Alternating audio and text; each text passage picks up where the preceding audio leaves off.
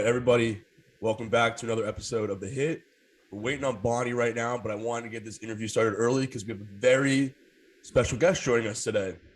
If you don't know who this guy is on the screen right now, this is Sone Ntoh, a men's football legend, right? We can say legend, maybe. And Maybe, I don't know. I feel like Legends kind of it's a little too early for and that. you can't call yourself a legend, but I can call you a legend if you Yeah, want. that's true. That's true. That's I'll true. stroke your ego for you. But Yeah. current Harvard football running back, Sone, welcome. Thanks for coming Thanks on, for man. having me. So Appreciate you. listen, was that? I said I appreciate you having me today. Dude, man, of course. Gotta get some guests on. And I know we did this like a year ago and it never Yeah, worked. It didn't during save the COVID. movie. Yeah. Yeah. This time it's gonna work. Promise. Promise you. Gotcha. All right. I trust in you. But listen, before we go into like the inner details of Harvard football, let's just talk about this year's Harvard Yale for everybody. This year's Harvard Yale. Absolutely. This year's Harvard Yale was good. I mean, it was definitely an experience. Freshman year, us freshmen not really being allowed to be on the sidelines and everything like that kind of threw everything for a loop. It was just weird, kind of watching my own team play that I practice with every single day. But this year it was probably the closest thing that we get to like that Power Five, big time like rivalry game football. There's like 45,000 people there, screaming, yelling, all the traditions that go with the Harvard Yale game. So not only to be able to be on the sidelines, but to be able to like play in that game, was something that I'll probably never forget. It was awesome.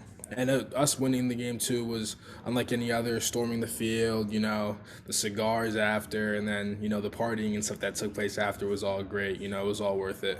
Yeah, I can't imagine there being a better rivalry win than that one. Definitely not. Like I mean, like when it comes down to it, like it's like the second or third oldest rivalry in all of college football. Like the Yeah. history of Yeah. that rivalry is nuts. Before you continue though, do you know what the oldest college football rivalry is? Because I feel like you should know this. I think it's Lehigh Lafayette. It is Lehigh Lafayette. It Yeah. is. Just a Yeah. couple Valley teams. Yeah, I know. It's nuts.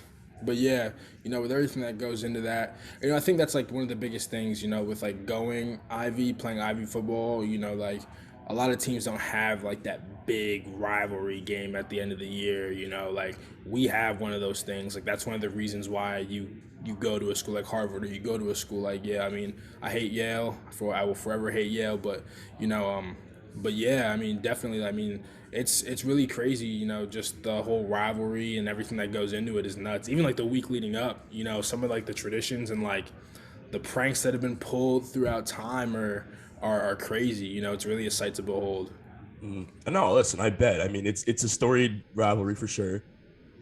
College game day should have been there. We've talked about this. We know they should have been there. Especially, it's Harvard Yale going into overtime. Clutch win by you guys. They should have been there. They absolutely should have been there. But Yeah, I mean, they should have been there for this. They should have been there for this. Well, this game we won in like the last 20 seconds. Freshman year, a college game that was there, that would have been a good one because that one went into like 3 OTs. Sadly, we lost, but like I feel like we had a lot of games that were just like were nuts. Like the Princeton game that we lost in 5 overtimes. That was a finalist for college game day, which was crazy because it would have been a good one to be on there. But yeah, it's all right. it's okay. Well, would you say you guys are the best team in the Ivy League? 100%. No, there's no doubt in my mind. I mean, it's really like there's really not a team that like I can like really sit down and say like just flat out like just beat us. And this is the problem with like playing in the Ivy League. Like you only get 10 games. There's no like losing a game early in the season and like going to the conference like playoff or anything like that and like winning your conference tournament. Like every single week matters. Like every win, every loss, like it ends up hurting you. And like that's what happened with the Princeton thing. Like, it was crazy because like they didn't give us that win on paper, even though we did win that game. But if they give us that win and the rest of our season goes the same way, we win and share the Ivy League title, which Right. is nuts. But like, that's just what it is. What it is. I mean, we know we won that game. The league knows it. I think Princeton knows it. They just don't want to admit it. Yeah. But I would say hands down we're the best in the Ivy League, 100%. Because the only real loss that we had was to Dartmouth, and we just beat ourselves. Like we shot ourselves in the foot a bunch of times. So like, I mean, credit to them, they beat us. But you know, if we run that game back, they're not like that's not the same thing. The same result's not happening. No, I don't think so. And I got a chance to watch a few of the games this year. I mean, I don't think I would watch it if you weren't playing, but Yeah, of giving course. given the fact that you're on that team now, it's giving Yeah. me a chance to like expand my Hmm. college football mind. Yeah. I can watch because there's talent in the Ivy leagues, and we've Oh, talked about it with your boys that go to LSU, that go to all these big time D1 schools. The talent's yeah. there in the Ivy League for sure. Exactly. And I think that's I think that's one of the things that separates us as a team compared to a lot of these other guys. Like and like that's just been the story of our program. Like since Murph's got there, our head coach. Like NFL players, grad transfers, like everything, like the whole nine, like and like I think it just proves how talented we are because a lot of people like on our team pass up those Power Five opportunities to come, Hmm. and come to a school like this. So like for them to with COVID and everything like that, it was kind of a blessing in this disguise for them to be able to get back to where they probably should have been coming out of high school and like for them to still be able to produce and start and do the things that they should have been doing at a P5 level. It really just proves like the type of program that we are and the kids that we have on our team. Definitely, and you're not going to get a better education anywhere in the country. No, So no, no, of course if not. you're, I feel like if you're that recruit where you're not a 5 star guy, but you can play, you can definitely play. What are your chances maybe of going to the league? You know what I mean? I feel like there's this mindset like, am I trying for the league or am I just trying to play and get a good education? If that's your mindset and you get an offer from Harvard, Yale, Princeton, Dartmouth, whoever, why would you not be looking there? Yeah, I mean, like it really is like a decision that a lot of people have to make. I mean, like a big thing right now is like in this incoming class that we have a 4-star modern day wide receiver that's coming next Get out. year, Are you serious? which is nuts. Yeah. His sister plays lacrosse. Good friend of mine. She plays lacrosse at my school. I think that was a big factor in the decision to come. But like the big like the NFL thing, I mean like I get it. Like some people are like I'm set on trying to get to the league. I'm set on trying to do this. Like if you Hmm. want to get to the league, like there's no program in FCS football that's going to get you that opportunity like us. We have the most guys in the NFL over any FCS team and we can't even win national titles. Our resume can't even be that big and like Hmm. we have these guys that are being so successful in the league. And then with the COVID stuff that's going on, the grad transfers, going to P5 schools, being able to play on that big platform in front of everybody on TV every week, the list is going to only grow, Yeah. which is nuts. And I think So, about that too. If you're good enough, man, they'll find you. of They will. course, Like they're gonna 100%. find you. It's everybody 100%. thinks they need the platform. In sports like that, they'll find you, man. Like think Yeah, about we have NFL scouts show up to practice every single day. yeah, they Every know where day. to go. Yeah. Think about it. It's like remember, it's like John Morant, right? He didn't go to Duke. He went to It's a Murray Murray State. State. You Yep. know, Murray State. doesn't matter. Here, Yeah. I'll give you $10 next time I see you if you can tell me where Scottie Pippen went to college. Ooh. Big brain question for you.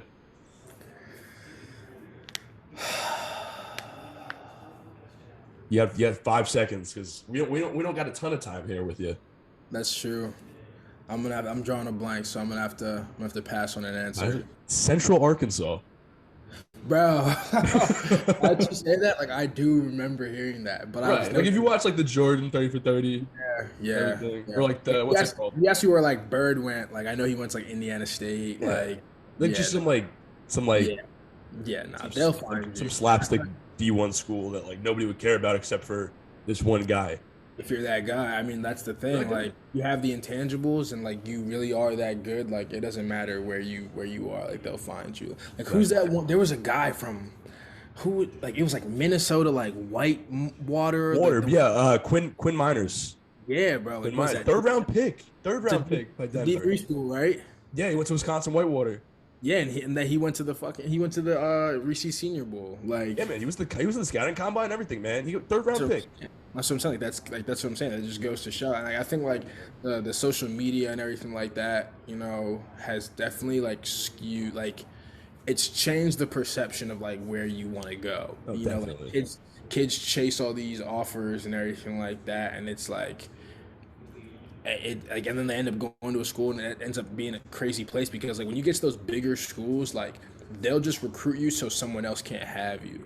Oh, you're Like telling me, man. they might not even have a place for you. Like they might just recruit you because like okay, like we know this kid's like pretty good. If he went here in our conference, he'd play and like he could actually make some noise. But like we want him so like they can't have him. Like Exactly.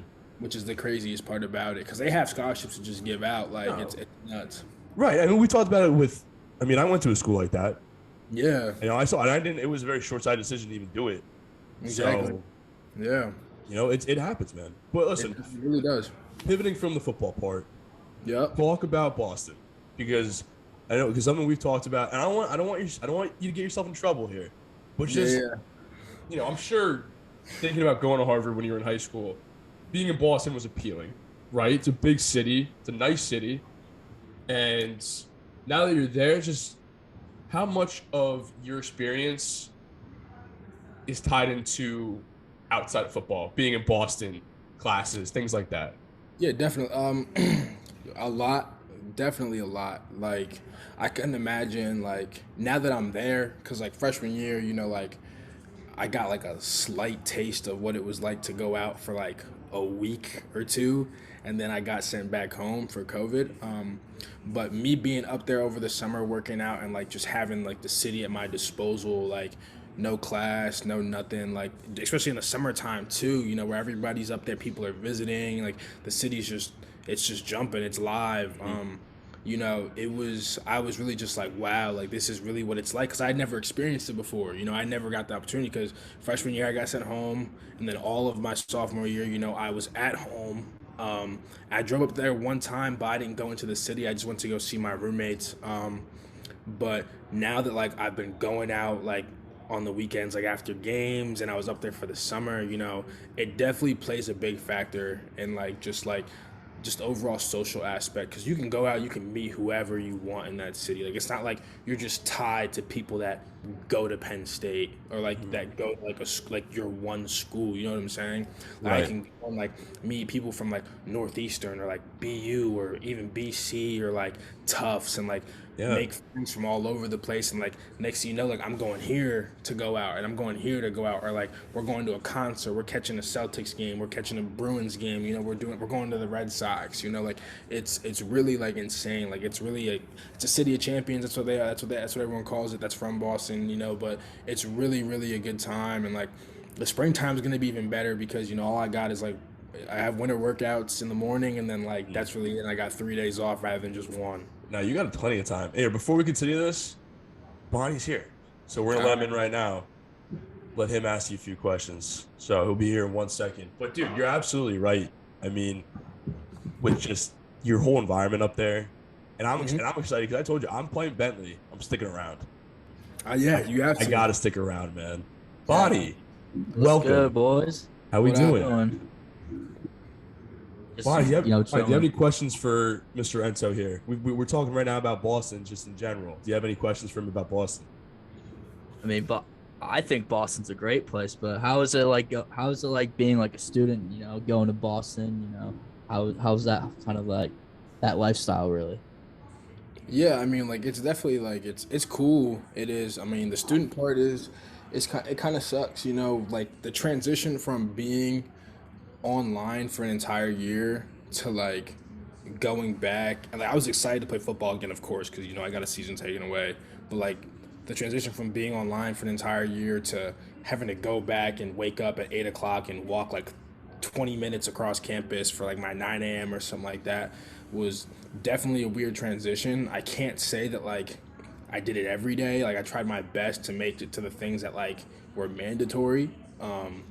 But it's been good for the most part. I mean, it's crazy to think that I've only done 2 full semesters in my 3 years on campus, which is the weirdest thing.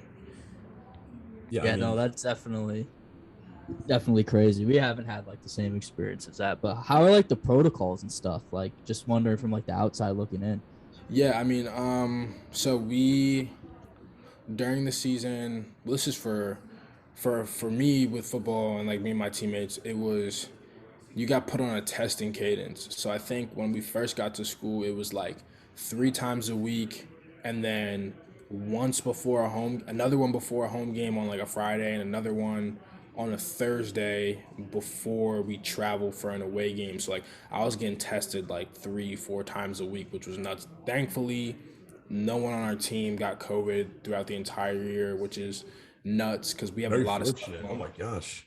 Yeah, we have a lot. Like we have a like yeah, it's a team where like we had 130 some kids on the team this year. Like some of them are playing, so some of them are going out when we're traveling and everything like that. So like we were very fortunate to not have a single issue, and like which is really awesome because for us to come off of the COVID year and not have being able to play football to the chance of us potentially like losing a game on our schedule or something like that would have been bad. So for Yeah, us to be able to play all 10 games and everyone be healthy throughout the entire year was really fortunate. definitely, man. That's crazy fortunate when you have that many guys, and no, Yeah, and it's really easy to have one person screw up for you intentionally or not. You know what I mean? I mean, think exactly. about, I mean, me and Bond went through the same thing last year with our lacrosse team. One kid got COVID, and then two, and then three, and then four, and Yeah. then before you knew it, our whole season was canceled, and everybody was done. Yeah, I So think it's also just depends on like the type of campus you're on too. Like we're on a campus where like a lot of the people are vaccinated. Like a lot of the people like don't go out because we only have like 6,000 people at our school undergrad. Um, so it's like for the most part, especially for us in season, like I can't really speak for the younger guys. Like they had, if we were traveling, they had Friday off after lift. Like they had nothing to do Friday and nothing to do Saturday, and then we would come back together as a team on Sunday. So like for them to kind of be cautious and be like, listen, like we have a bunch of 6 years 5 years on this team, like if we're going to go out, like we have to be cautious, we have to know who we're going out with, things like that, so we're not ruining like our captain's 6th year at like our captain's 6th season here, things mhm. like that. It really just speaks to like how much our team really cares about one another. Definitely, man. Definitely. Listen, I want to ask you just one more thing before we let you go. By the way, you've been great. You've been awesome. Appreciate it. Absolutely, man. That Harvard educated mind. But No cram. Eagles, Eagles, man. Yeah, I'm gonna say go birds. It's been up and down. Watching them for the most part this year. Um, it's actually kind of crazy. Me and my two immediate roommates are all Eagles fans, even though they're not from Pennsylvania. The one's from Colorado. The other one's from he's from Washington D.C. All Eagles fans, which is nuts. So we'd be watching the games together before we'd go over on Sundays. If it was on, if it was on TV. Yeah, I mean, starting off 2-5 was very rough. Definitely was. Things were not looking good. Hopes were low. I did set the over under at wins for us for this year at like 3.5. So the fact that we've won as many games as we have, especially in this hot streak that we've been on as a team, is kind of crazy. I do think we're gonna get probably waxed in the playoffs. I probably do. I don't think we're there yet. I honestly think it depends on Matt who we get to, but I don't think we're there yet as a team. I think we still have a long way to go. But in Nick Sirianni's first year, like with the season that we've had, things are looking pretty good. Pretty good, like pretty good for what I was expecting. At the start of the season, I feel like every Eagles fan would probably say the same thing. 100%. Do you think Jalen Hurts is the future, man? I think It's a tough that question, man. It's a tough question. yeah, I mean, I think that he does have a lot of upside. I just feel like Philly is such a brutal city in terms of their athletes that he gets a bad rep for like he's under a microscope 24/7. You know, and people are forgetting that he's still a very young kid. He does a lot of things very well, but I think he still has ways to go. One of the things he needs to improve on is definitely ball security. He needs to improve inside the pocket as a passer, but like the running ability is there, the athleticism is there, and like the biggest thing is that he owns that team. Like that team is his team. Like you see it in the locker room videos. Like that team loves him. It's his team. He's at the helm of the ship, and like everybody's rallied around him. So if he can make those adjustments and just grow as a player, no, it's not gonna happen overnight. Like, he's not gonna show up on Sunday or in the playoffs and look like Aaron Rodgers, but like he's still got ways to go. But like he's definitely got more good than bad going for him right now. I just think he's in such a brutal city that like the slightest thing and like everybody just jumps on him. You know what I'm saying? Yeah, listen, Philly's a tough place to play. I mean, It is. It it's is. a it's a Really very like well-known tough place to play. I mean, yes. they Yes. drove McNabb out of town. McNabb, you've Mm-hmm. never had a better quarterback than Donovan McNabb ever. Mm-hmm. I Never know. drove Andy Reid out of town. Never had a better head coach. You know, you Yep. guys, you were the franchise that threw snowballs at Santa Claus.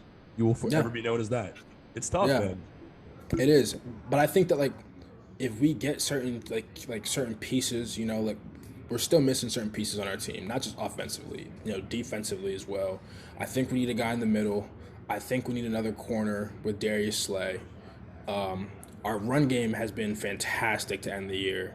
We were leading the league in rushing for the past 7 or 8 weeks, averaging like 215 yards a game, which is great. I think Miles Sanders is a little bit injury prone. I really do, and I think Jordan Howard's a little old. But these are all things to look at going into the draft. This isn't really a good running back draft class. I really don't think it is. It's a very deep receiver class, so we'll see what happens with our picks that we have in this upcoming draft. Yeah, I mean, I as I'm scouting this process, you're right. The receiver class is stacked. There's 2 or 3 linebackers that are first round worthy. You got Dean from Georgia, Lloyd from Utah. One of those 2 guys can slide in at like that 19 to 21 range that you guys are at right now. You'll have the opportunity to improve your defensive just back 7 for sure. Like very well. Like you can improve it a lot. And then if you need another receiver, because Jalen Rager's been Don't even get me started on Rager. we won't get you started.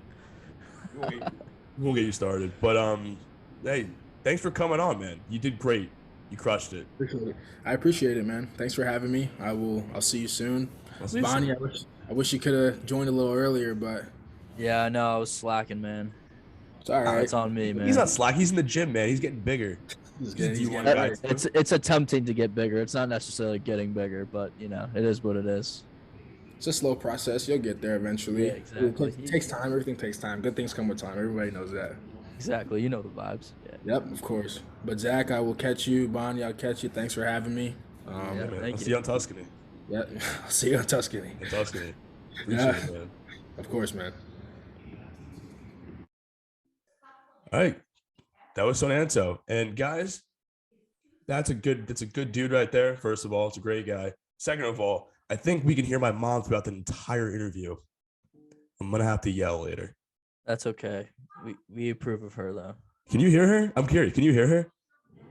Like a little bit, but little bit? It's not too bad. It's deafening in my ear right now.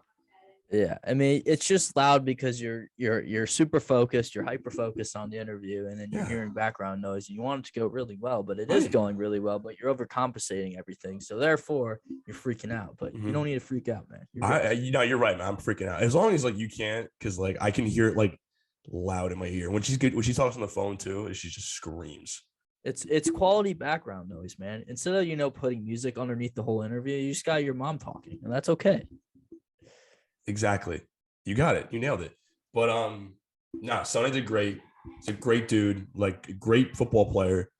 I know. I wish I could have started it with you, but like I said, you get your gains up, man. D1 lacrosse starts in a few days for you, big guy. Yeah, dude, that's a little scary, but it'll be good, man. It'll all work out. It'll work out for the best, man. I'm not nervous about you at all. When do you go back? I go back next Thursday. Next Got a Thursday? little team dinner. Moving. I'm like halfway, not halfway. I'm like 3/4 moved in to my apartment downtown. So that's actually kind of cool. So my apartment is like East and 8th, which you have no idea what that is, or anybody on this. I'm not a podcast. native Cleveland guy. I'm But not really sure. so basically the whole road is like the university. So like I'm in the smack dab in the middle of the university. If you keep going like a block, there's like Playhouse Square, which is like a poor man's version of Broadway, but it's still like pretty nice. And then if you keep going down, you got where the Cavs play and where the Guardians play. So that's actually really cool. Oh, you got like So the Quicken Loans, right? That's the basketball arena, right? Well, it's Rocket Mortgage Fieldhouse. now, Rocket but Mortgage, It's that's known right. as the Q. Everyone's will probably still call it the Q. It's like The Jacob's Q and the Field Jake. before it became progressive. Yeah, Yeah. it's the same concept. Like corporate greed, not really corporate greed. I mean, you gotta make your buck. I don't really mind it. Yeah. If you're a marketer, like it 100% makes sense. But as long as Lambeau Field doesn't change, like I'll be all right. Or like Fenway Park, like any of like the classic stadiums that are world renowned for like for what they're called don't change, then I'm fine. But if you change Lambeau Field to like Quick Trip, or I don't know what company would have the rights of that, which none of you know what Quick Trip is, but that's okay. Maybe let's like, I'm trying to think of like a huge Wisconsin company that would be like, yeah, you know what, let's slap our name on Lambeau Field. No, there's nothing. What in Green Bay do you want to slab on Lambeau Field? There's nothing like in Green Coles Bay. Field, like Coles Stadium. Like Coles is huge in Wisconsin, or like Coles Cabela's, is? See, Coles is Cabela's cool, Stadium. Like that would like be Coles. ridiculous. They got some nice clothes there. Yeah. Just call it like just call it Cheesehead Stadium. Just cheese. Just call it just keep it Lambeau. No, call it the Big Cheese. The Big Cheese. The Big Cheese. Yeah, maybe. I don't know. I don't know if I would vibe with that, but it's all good. I would do that. You want to talk a little bit about the USFL for a little while? Yeah, of course, man. Absolutely. Yeah, and if you don't mind, I got like a little spiel because I think I know more about the USFL than the average human being, which is a scary thought. But for people who do not know what the USFL is, it was a league that was started in the 1980s, and it was designed to be a competitor for the National Football League. And they were going to play in the spring and into the summer, and they were going to fight to be the spring league of football, as popular as the NFL. And it started out with 10 or 12 teams. They expanded greatly over a 3-year period. And you had guys in that league, like you had Steve Young in that league, NFL Hall of Famer. Jim Kelly, NFL Hall of Famer. You had Reggie White, NFL Hall of Famer. You had Mike Rozier, Doug Flutie, Sam Mills, all these guys who were NFL legends, college legends in this league. You had Jim Mora in this league. And Bonnie, you know who Jim Mora is, right? The playoffs guy from Indianapolis. You had George Allen was the coach of the Chicago franchise. George Allen is a Hall of Fame NFL head coach. Carl Peterson was the general manager of the Philadelphia Stars, who are now a new team in the new league. He went on to become the general manager of the Kansas City Chiefs, and he was the general manager from 93 to 2008. Like, long time. Like, these are NFL caliber guys that were in this league for 3 or 4 years. And say what you want about it, it wasn't successful, but it was damn exciting. And the reason that it failed is actually former president Donald Trump. Donald Trump ruined that league. And that's not even a joke. And I'm not even going to touch the politics part. I don't want to touch it because people are just going to get angry. But Donald Trump killed the USFL single-handedly. Single-handedly killed that league. He bought the New Jersey Generals in 1983, okay? And from the start, he was typical Donald Trump, screw you, my team's the best, I'm going to give out all this money. And he did. He gave out a bunch of money to build his team up. And he spent a ton of money on Doug Flutie, Brian Sipe, Herschel Walker, like NFL guys. Brian Sipe was a MVP with the Cleveland Browns, and Trump went out and signed him to a $5 million contract, unheard of in 1984, 83. So, and he kept challenging the NFL, challenging it. And they ended up suing the NFL because they said the NFL monopolized professional football. And the USFL actually won that case in 1984. They sued the NFL and they won that case. Do you know how much money they were awarded in damages? I want you to guess. Take a guess. Well, it's obviously in the millions. Let's go with no. We're talking like 100,000. I want you to take a guess. You take a few guesses, and I'll tell you how much the USFL got. I think like 500K. 500K? Lower. 100K. Lower. 50K. Lower. $1,000. Lower. Like $5. Lower. $0. $1. $1. The USFL won that case and were awarded from the NFL $1. So basically it meant nothing. The USFL folded at the end of the 84 season.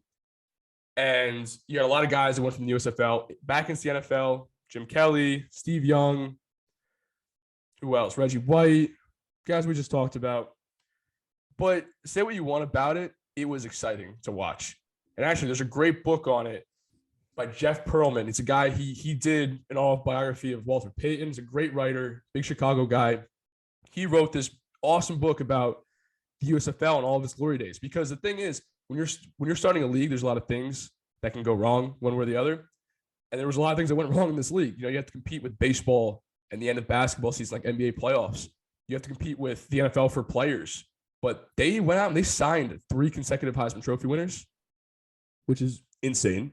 They did that and provided pretty exciting football. Like they came up with the 3-point conversion. They came up with all these things like the halftime show, like they did halftime shows before that, but they made it like events. And like it was very wide open brand of football. Like Jim Kelly was the quarterback of the Houston Gamblers before Buffalo. And they ran this offense in Houston run by, his name was Mouse Davis, okay? And he beautiful name. 5 wide receivers, it was the first air raid offense. Like the offense that you would run like in college football, like NCAA football. In the Big 12? Yeah, Big 12 football started in the USFL. So they're coming back this year, 2022. They're coming back with 8 teams, and I'll give you the list of those teams right now, actually, if I can find it. Here we go. You got the New Jersey Generals, Philly Stars, Pittsburgh Maulers, Michigan Panthers, Birmingham Stallions, Houston Gamblers, New Orleans Breakers, and the Tampa Bay Bandits. 8 teams ready for the spring. Very exciting. Yeah, I think the concept is gonna work. Partially because before you had the pandemic, really in 2019, early 2020, the XFL was rolling. I think there was the AFL? Yeah, the AAF. AAF. So you had 2 leagues kind of competing against each other, which the XFL will be competing eventually. And I think 2023 with The Rock kind of running that operation, which will be very exciting. Mm-hmm. But I think this will work partially because they have a distributor in Fox Sports, which is huge when you are starting a sports league. I think I'm not an expert in running a sports league, but from what I have listened and heard, you need to have your content, on television so people have eyes, so people can watch your content, exactly. Basically your product. So I think that's like a huge part of this. And obviously, like before that, like the leagues both those leagues were doing well.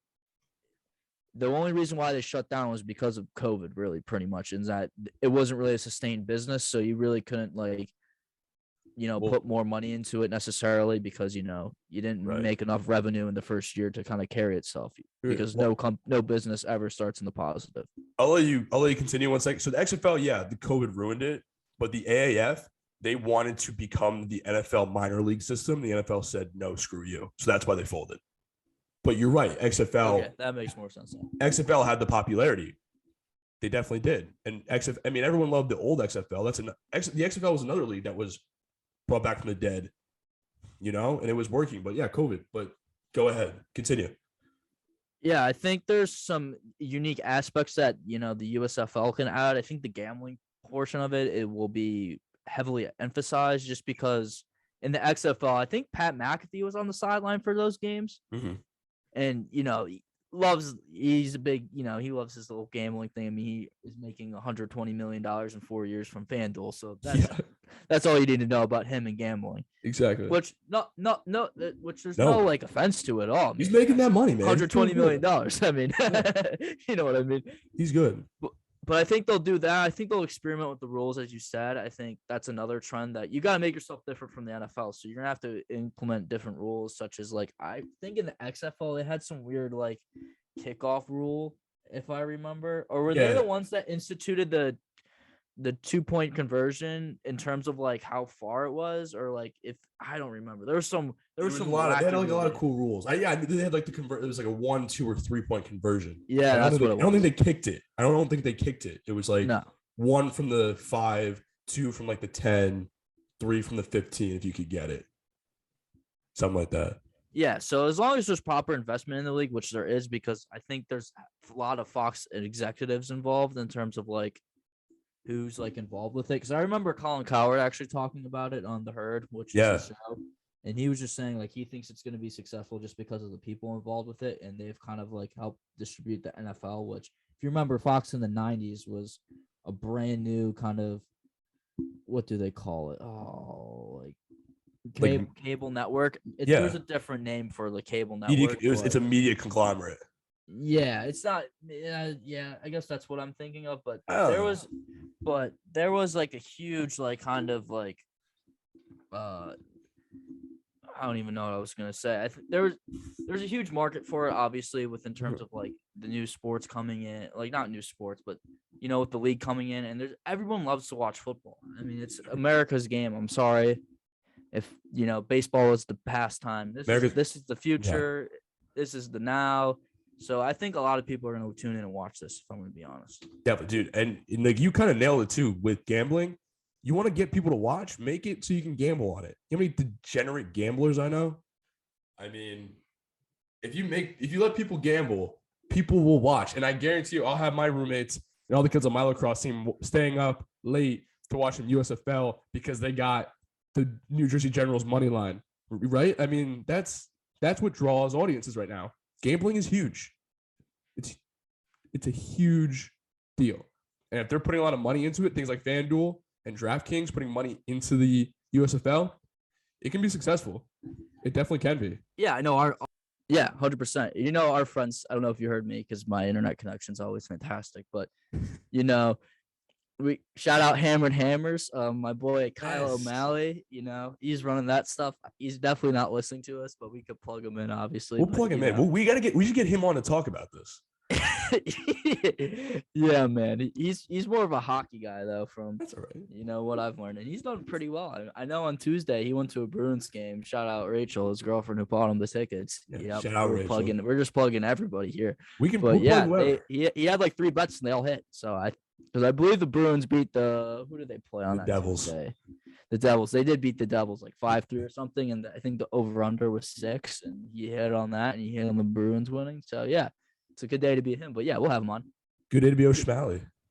Oh yeah, you don't need to be starting calling him O'Schmalley. That's patent pending by your boy. So. That's your thing. I'm sorry. He's just my. Everyone can use it though. No, Kyle's just my fellow Jewish friend. That's all. Exactly. He's my fellow half Jewish friend. That's all. That's what he is. Yeah. I won't take your brand. No, you don't need to take my brand. It's not even a brand. It's just it's just what we call him. Yeah. But back to the subject at hand. I do think PJ Walker, he's from the XFL. I think Taylor Heineke was in XFL at one point. So there is going to be talent that you will see watching the USFL this spring. That will be in the NFL. I don't think there's a question about that, especially with the amount of like fluctuation with COVID still being around. And, these 53-man rosters are always constantly changing. So I believe it's not going to be similar to the G League because obviously the NFL doesn't want to feeder, as you elaborated on earlier. But there will be guys that will be in the NFL that will get jobs from this due to the USFL, which is, I think, what the NFL needs and wants. Because guess what? You always need someone kind of pushing at your gears and being a competitor, regardless of what industry you're in. So I think it makes a ton of sense. Yeah, like it won't end up being a feeder program for the NFL, but it will give the opportunity for certain guys to play. They're all going to get a base salary. All of them get like basically the same base salary, and there's incentives in their contracts if they win games. So if they win, I think they get $2,000. Each player gets $2,000, right? Yeah, so that's the same as the XFL too, which I think is perfect. And it's a genius I wouldn't idea. mind 2 leagues duking it out. I think there's enough, content to be spread throughout the springtime because if you really think about it, I mean, the NBA is starting to get into the playoffs like a little bit. Yeah, we hit like the halfway point. So and like baseball, it's so early in the season to where it's like I don't think you're gonna have unless you're like a hardcore baseball fan or like you support a team that you really enjoy. I don't think you're gonna be the average viewer is not gonna be locked into baseball or paying attention to like every game in the baseball season just because there's too many games. In the first place, but I'm not a baseball purist, so I will not comment anymore about baseball. Who is a baseball purist anymore? I like watching baseball, if I'm going to be honest. I think when my 2 teams and just like watching baseball, I think the whole like pitching aspect of it is super interesting, and the kind of the analytics part of it is really cool. Just because I'm interested in both. Right. All right, Peter. But I think it's pretty. What's up? So I called you Peter Brand. Yeah. Whatever. Okay. I don't. Right. Do you know who that is? I think I do know who Peter Brand is. I should know who Peter Brand is. Well, it's I basically just you've seen Moneyball, right? Yeah, oh, it's the guy. Yeah. Yeah, Duh. Okay. it's Jonah yeah. Hill. Jonah Hill. Okay. You're Peter Brand. You're Paul DePodesta. Yeah. Shout out the Cleveland Browns. Cleveland. Oh wait, okay. You know what? Talk to me about Baker Mayfield, please. I want to hear your thoughts on Baker Mayfield. I'm curious. I don't think Baker Mayfield will be the future quarterback for the Cleveland Browns in terms of the next couple. I think he'll be around next year because I don't think there's anybody better that you're going to necessarily get, except if you get Russell Wilson. I don't think the Aaron Rodgers thing is interesting to me because he's kind of playing everybody like he's like gonna leave, but then like he says comments like the grass is sometimes if you water your grass, the grass gets greener, which is a very interesting quote just because of like kind of how the Packers is. It's a weird dynamic. It always is. It's been that way with Brett Favre. It's going to be that way with Aaron Rodgers. So I'm not going to include him in this conversation, but I think the only guy that you're really going to upgrade with is Russ. Right. Because there was people like throwing out Kirk Cousins, but Kirk Cousins has been really good because A, he's had a really good run game, and B, he's had one of the best wide receivers and another really, really productive guy that I think is really underrated in Adam Thielen. So I think if you and Cleveland doesn't necessarily have those weapons around him. They did with Odell to an extent. Right. I think like Jarvis, but like they don't have. I mean, yeah, Nick Chubb is obviously a monster, but I think their identity is more of like a run-based offense. Which there is a connection between Stefanski and Cousins, but Cousins has been really good the past couple of years without Stefanski. So I don't know why Kirk Cousins would necessarily leave that situation unless he wants to go somewhere better. But yeah, I think because Minnesota might just start over. I think Minnesota just might start over because because Kirk has been good, but what have they done with him? They were in the NFC Championship game. They were in the NFC Championship game the year before they got him. They haven't even gotten close since. Yeah, but I also think the NFL, like the Packers have gotten a lot better. The Bears were really good the next year after, the Vikings made their run. So I don't think it's necessarily their fault. I think they've gotten a lot of unlucky breaks this season. If you watch them, they're a very competitive football team. Yes, they are. Like before they played the Packers, they really were in every game. I mean, every game was like within one possession. So, I mean, Minnesota's a confusing situation to me, man. It is. It's confusing because Jefferson is great. Dalvin Cook is great. Kirk Cousins can play. Thielen is good. Their defense in the past with Zimmer has been solid. But there's something about that team where I'm just like, wow. And that they don't have and that's not necessarily a bad thing, but I don't see where that team jumps off the page as a contender. Yeah, they had some injury problems with Everson Griffin being out, and I think another lineman was out that was really Michael Pierce. Possibly. Yeah, he was out as well. So and Anthony Barr's been in and out of the lineup this year. So those guys he's been in and out of the lineup for the last 2 years since he signed that big extension. Yeah, so I think that defense is they just are not healthy, but they also are lacking talent, especially in the back end. Ever since they really lost Xavier Rhodes, they really have not found a person that they necessarily replaced him with. No, Patrick Peterson was kind of on the decline in terms of like his ability. Yeah, which is not a knock on him. I think it's just how old. Corners are. They just get old. Yeah, it's a hard position. It's a really hard position to play. They talk about running backs hitting that 30 benchmark. That'd be a huge deal. A productive cornerback who's above the age of 30 or at 30 is rare. I mean, 100%. Stephon Gilmore, I feel like is the latest victim to that. He's 29 now, almost going to be 30. And he has gone from this top corner in the NFL status to I don't know, maybe he's good, maybe he's not. Corner is a hard position to play past 28, 29, 30 because it's a lot of, hip movement and being flexible and chasing after people. You're basically chasing people for 10 years. It can be tough. It sounds horrible. I would not want to do that, but hey, it's all right.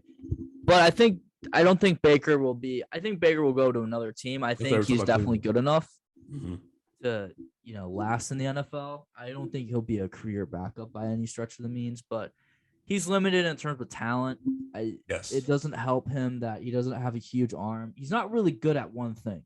He's not elite at one thing. I shouldn't have said good, but he's not elite in terms of his arm strength, his accuracy. He necessarily doesn't make a ton of plays with his feet. he is a good leader, but the amount of times this guy has to defend himself in the media is just kind of annoying at this point. Like, dude, who cares if there's a clickbait story about you? Right. Well, yeah. You don't have to comment on it.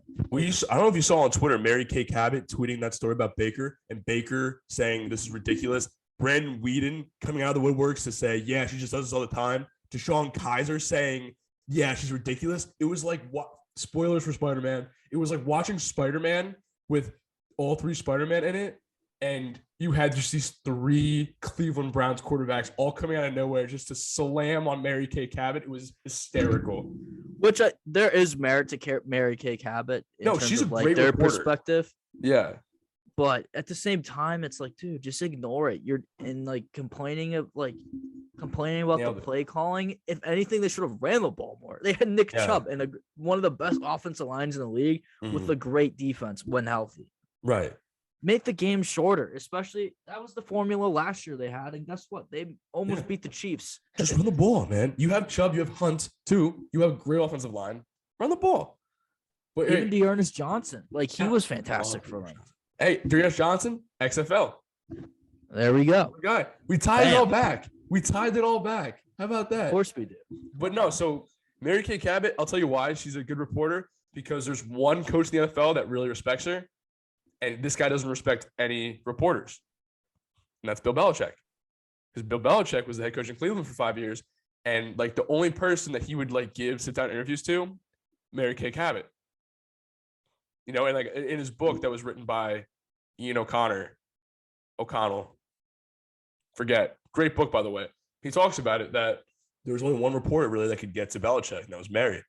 So she's a good reporter. And yeah, in this day and age though, too, especially in this online digital news age, you are writing stuff to get engagements because that's how you make money, right? So you write things that people will click on. Maybe they're not all the way true. Maybe it's based off just a rumor you heard from just the weirdest source. But if somebody will click on it and read it, money in your pocket. Which is a problem with community, like the whole industry, but we'll not get into that because I think we could go. It's you're right. Not really what this podcast is, but yeah, I mean, if she's doing her job and she has enough sources to write a story on this, then why are you complaining? Just fix the problem. I don't know, man. Oh yeah, he needs to fix the. He just needs. He's too much into the other stuff. Like, just do your thing, man. I think another thing with Baker that hurt him a lot was the fact that he was hurt the whole season with that torn labrum. I don't care like what shoulder it's necessarily on, but a torn labrum is not something like that feels good all the time. Like it's not fun to have a torn labrum. So just sit out. You have a capable backup quarterback in Case Keenum, who we were just talking about earlier. Who was just a starter on that NFC Championship game team. Bonnie, look at us, man. Look at us do this. But like so excited. He's more than capable of doing the job. He's more than capable. So why are we like why are you complaining, dude? Just sit down and just do your job. Like, I'm gonna pull Bill Belichick. Like, obviously, like I'm not capable of doing his job, so he'd probably roast the hell out of me. But just do your job, man. Like, you were not good enough this season. You're probably one of the main reasons why your team didn't make the playoffs. Mm-hmm. So just do your Cleveland has a great roster. They really do.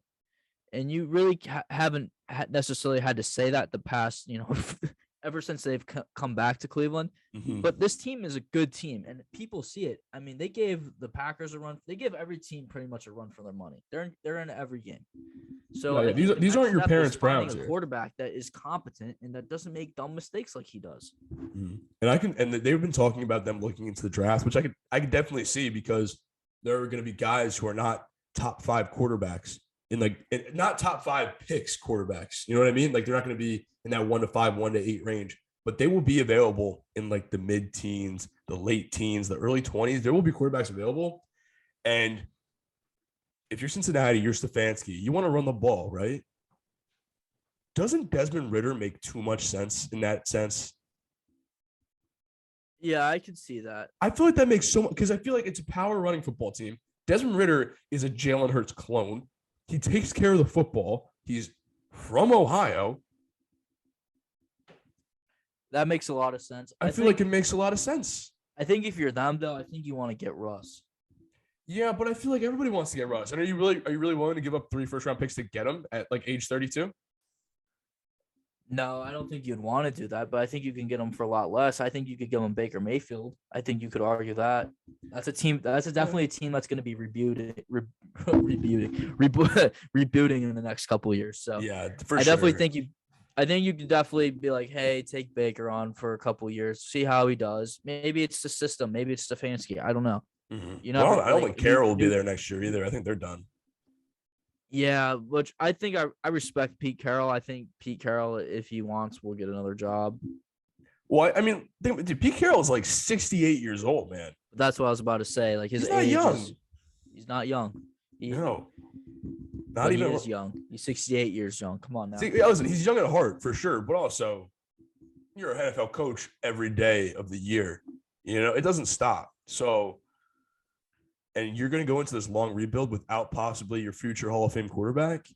Why even do it, man? You have no picks. Like, I feel like that situation is just a wash. Like, I feel like if you're the Seahawks, you kind of have to trade Russell Wilson because you don't have anything of value. You know, that's kind of all you got. You have him, you have DK. And then you Lockett. Yeah, Lockett too. What else? What else do you have? Because the thing is, all your assets went to one guy who's a glorified box safety. Jamal Adams. Jalen Adams. What am I thinking? Also, big brain moves, Joe Douglas. Swindling the Seahawks in that trade. Good for you, Joe. We're proud of you. Yeah, I do agree with that. They also have Bobby Wagner, who's been one of the most consistent middle linebackers. But other than that, you really don't have Bobby Wagner's a free agent this year. He'll be gone. He might be gone. So he will be gone. He will be There's gone. No way he stays there. My money's on Vegas. He'll be in Vegas next year, guaranteed. Yeah, I definitely can see that. We'll see. I don't know. That's a team that's in a weird situation. I feel like, you know, in like my head, since I play Madden so much, and I just do all these team rebuilds. It's just instant rebuild, reset button. Let's start over. Yeah, Vegas is an interesting team. They're also like pretty solid. They have a chance to make the playoffs after all that's happened this year, which is really impressive. Which I think Derek Carr deserves a lot of credit for. He's one of those guys, when you talk about him a lot, you're gonna overrate him, but he's also underrated at the same time. So he's just average. But he's done a hell of a job with that group, and I think he deserves a lot of credit. I think that team is built somewhat well. I think Josh Jacobs has been helpful for them. Max Crosby's been very, very good off the edge for the last couple years for them. So yeah, I think they have pieces there. Jonathan Abrams as a safety, he's pretty solid. But I also can see them making splashes in free agency because they do need some wide receivers to help their car out. Devontae Adams, but I don't think that will happen. But he'd be perfect there. He'd be perfect. I would love to see Devontae Adams in Vegas with his college quarterback. But also, to your point, the Raiders are solid, and they've been able to be solid when they haven't hit on any first-round picks since Mayock and Gruden got there together. Like think about 2019, you had 3 first-round picks, and you missed. I want to say you hit on 1.5 of them. Like you drafted Clelin Ferrell at 4, miss, huge miss. You got Jacobs at 24, solid. Abram at 27, solid. Okay, not great by any means. And drafting a running back in the first round is a ridiculous concept anyway. Yes, exactly. 2020, Ruggs and Damon Arnett both no longer on the team. Both big legal trouble. Ruggs, huge legal trouble. Missed on both. 2021, your first round pick is Alex Leatherwood, who you drafted to be a day one left or right tackle. You had to slide into guard right away, and hasn't been playing well at guard either. So that's 6 first round picks in 3 years. And I'm going to be honest, I would say they've hit on 0. I will say they went 0 for 6. They probably did. Yeah, like because Jacobs' shelf life is short. Abram he's injury prone. He's injury prone. He's just like, he's okay. Was it worth the first round pick? No, there were better safeties in that draft that went in the 2nd, 3rd, 4th round. So 0 for 6. But you're right, they've been solid. And they've been able to get guys like Darren Waller, Derek Carr, guys that can play. And they figure out a way to do it every single week. It's just it's a weird situation over there. They need a head coach who will come in and just kind of change his mindset. I feel like every coach that comes in wants it to be the Raider way. Man, just make it the winning way. Because the Raider way hasn't been a winning way since 2002. So switch it Or up. since John Madden. Exactly. Which is a long, long time ago. Too long ago. But yes, I think that they obviously should spend some money in free agency. I'm really surprised by Mayock's inability to, pick players because that was his job for a really long time. Yeah, like, I mean, he did on TV, but also I guess that goes to show you that TV guys don't always have the right answers. Yeah, that's true. But wasn't there another person that went from TV to a front office and just absolutely crushed it? TV to front office that crushed it. Yeah, there's. There's a lot of guys that went from front office to TV and have crushed it. Daniel Jeremiah is one, for example. He was never a GM, but he was a good scout.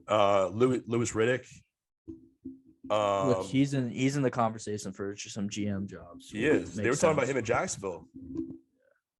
That's also another interesting situation because I think they're gonna go with like that young offensive coordinator mind because they've been linked with like Kellen Moore and Nathaniel Hackett. Yeah, but I think they should go Jim Caldwell. I think they need a guy that knows how to win and who's done it before. His teams have always been average, man. That team needs to be at least somewhat average. They need to be average. Take you to the average land, and then you get somebody else to take you to the promised land. There you go. Exactly, dude. They need sustainability, and Caldwell is that. I love that actually. I love that you brought him up. That was a great suggestion because I think that'd be a great hire for them. He should have been hired in the last 3 cycles. It was a joke that Detroit even fired him to begin with, and we saw how well his replacement did. It was horrible. So yeah, horrible. Oh my! He was just the most wannabe Belichick person ever, and couldn't do it. Yeah, that was a really bad hire. Oh man, That deserved a really, really bad hire, but that's unfortunate. I mean, it's a tough job to be a head coach. It's a tough job, but he did it poorly, to say the least. I think another person that you should look at for Jacksonville is probably maybe Doug Peterson. Maybe just because he has a track record with Brett Favre and Carson Wentz, and although that did not go well with Carson Wentz, I believe he's still a good enough quarterback mind and has enough experience being a head coach as a Super Bowl champion that I think could help develop Trevor Lawrence. Because I believe that team actually has talent in terms of like you have ETN, you have James Robinson. So you have capable running backs to run the ball. I don't think your weapons are necessarily horrible. It's just a really poorly coached team. Yes, it is. I mean, Marvin Jones is not a bad wide receiver. No, they have weapons on that team. They do. DJ Shark is not bad. DJ Shark, Laviska Shenault, Marvin Jones, James Robinson, and then you'll have ETN next year when he gets back. You got weapons. You have them. That team reminds me of Cincinnati. Ooh, it's an interesting comparison.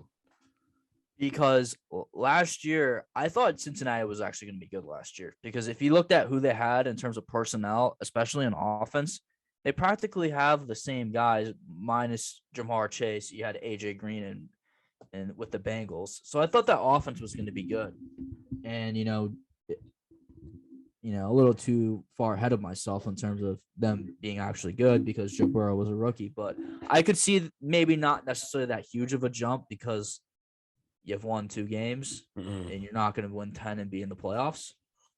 But I do see them, maybe making like a small little jump, like a gradual step up. I can see them being competitive, but also keep in mind the NFL, like you got 3 years to be competitive. And if you're not, reset. You have to. That's how it works, man. Like, yeah, I agree. I see it every 3 years with my football team. So what happens, man. It's the way the NFL goes. You need instant success, and if you don't have it, you're gone. It's you know what the NFL stands for, Bonnie? Not for long. Yep, there we go. Not for long. Not for long. Oh man. All right, we got to wrap this up because we're past an hour, so we got to wrap this up. Beautiful, dude. We're getting better at this. I swear, I think we're doing a good job. Humble brag. Comment below if we're doing. And for people that listen to like the first part, I'm sorry if you heard my family. It's okay. That's okay. They're nice people anyway. Don't worry about it. They're great people. They're great. Bonnie knows him. I do know them. Before we leave, you need to get out to Cleveland to see the Pro Football Hall of Fame because I drove past it the other day. I'm coming Yeah, this you summer. need to do that. I'll be there this Yeah. summer. Don't worry about Yeah, that. that's on record. So good. Get that. Now, on the record, Higgins in Cleveland this summer, coming to movie theaters near you. Inspirational. Thank you. All right, guys, we hope you enjoyed our interview with Mr. Sone Ntoh. Make sure you guys tune in next week because I don't want to tease anything crazy, but I think we might have a pretty cool guest coming on the show next week. So make sure you hit the like button, you subscribe, you follow us on all our social media, and they pushed their release date back a week, but I'm wearing the shirt right now. Get your Huge Rankin merch, January 13th. It drops. So, Bonnie, last words. Deuces. Deuces.